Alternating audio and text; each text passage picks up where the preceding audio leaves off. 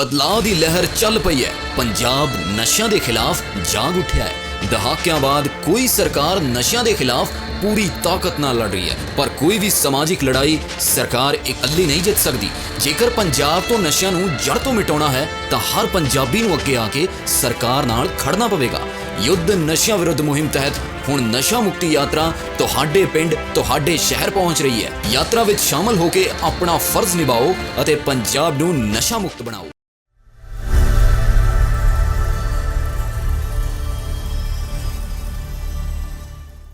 जो युद्ध हुआ है ये टेक्नोलॉजी का युद्ध हुआ है। हमने हमारी इंटेलिजेंस एजेंसियों ने स्टीक जो पॉइंट्स थे वो बताए।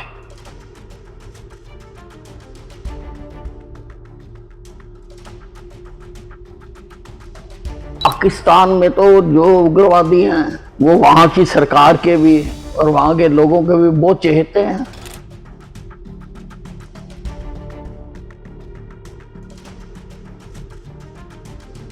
हर सच्चे हिंदुस्तानी का धर्म बनता है, फर्ज बनता है, कर्म बनता है कि वो ये जो शानदार सफलता प्राप्त की है वो माँ बाप के पूत जो जाकर गोलियों के आगे खड़े हुए हैं, जिन्होंने भारत को ये कामयाबी दिलवाई है, हम उनके हक में खड़े हों।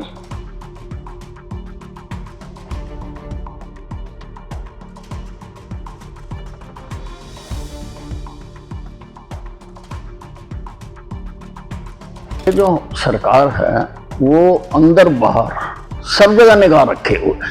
अब ये देश के दुश्मन जो अंदर बैठ के पाकिस्तान की मदद करते हैं तो वो भी बहुत घातक हैं।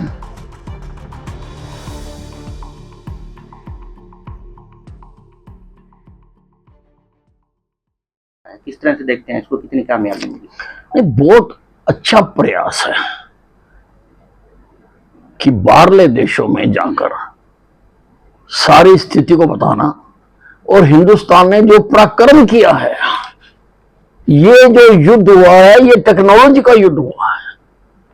हमने हमारी इंटेलिजेंस एजेंसियों ने स्टीक जो पॉइंट्स थे वो बताए।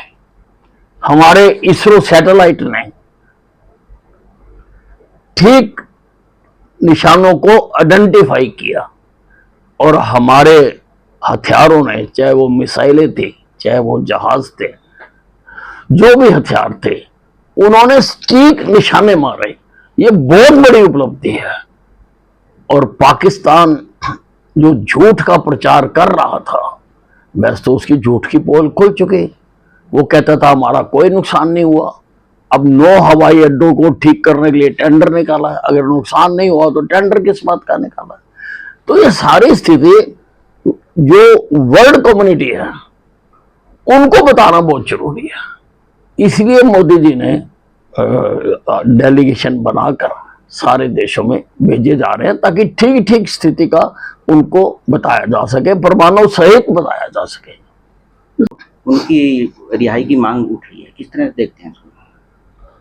नहीं, पाकिस्तान में तो जो उग्रवादी हैं वो वहां की सरकार के भी और वहां के लोगों के भी बहुत चहेते हैं, तो इसलिए वो तो उनकी रिहाई की मांग करेंगे ही, लेकिन हम जो उनके साथ करेंगे उनको छोड़ेंगे नहीं। सर मारा गया और दौड़ा कर उसको मारा गया, किस तरह से देखते हैं? इस युद्ध के महानायक प्रधानमंत्री नरेंद्र मोदी जी ने बाबुलंद हर मोर्चे पर, हर स्थान पर कहा कि हम उग्रवादियों को घर में घुस के मारेंगे।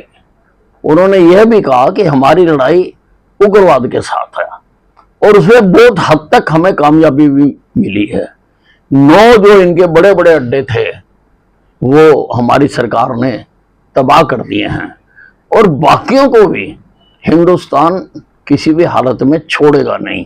युद्ध समाप्त नहीं हुआ है, सीज फायर हुआ है, युद्ध समाप्त नहीं हुआ है, और जो भी करना पड़ेगा वो करेंगे। लेकिन इस उग्रवाद की यूनिवर्सिटी को, जो कि पाकिस्तान में है, आतंकिस्तान में है, उसको पूरी तरह से बंद करा के रहेंगे।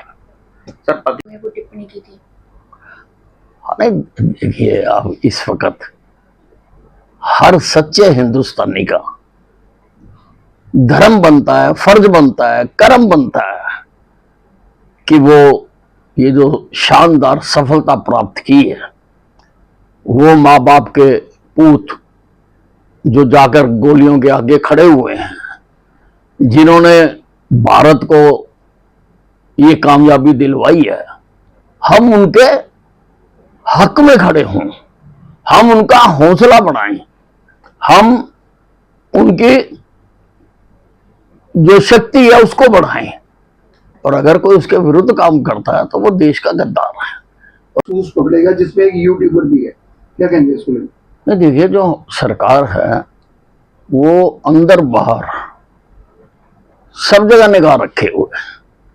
अब ये देश के दुश्मन जो अंदर बैठ के पाकिस्तान की मदद करते हैं तो वो भी बहुत घातक हैं। उनको पकड़ना और उनके अंजाम तक पहुंचाना ये भी बहुत जरूरी है। हर फ्रंट पे, हर मोर्चे पे सरकार काम कर रही है, चाहे वो बॉर्डर पे है, चाहे पाकिस्तान की एक्टिविटीज पर निगाह रखने की बात है, और चाहे ये अंदर जो लोग नुकसान पहुंचाते हैं उनको भी पकड़ा जा रहा है।